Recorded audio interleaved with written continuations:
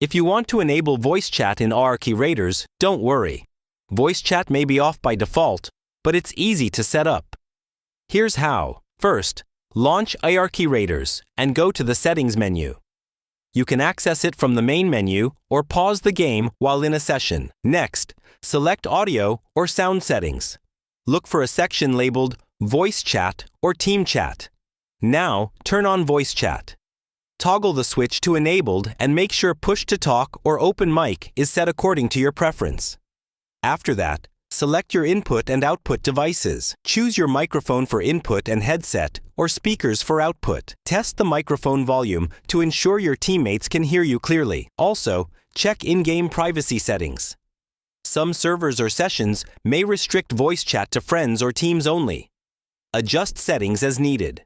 Finally, restart the game if changes don't apply immediately. Once enabled, you can communicate with your team during matches. That's it. Voice chat is now active, and you can coordinate with your squad in Hierarchy Raiders.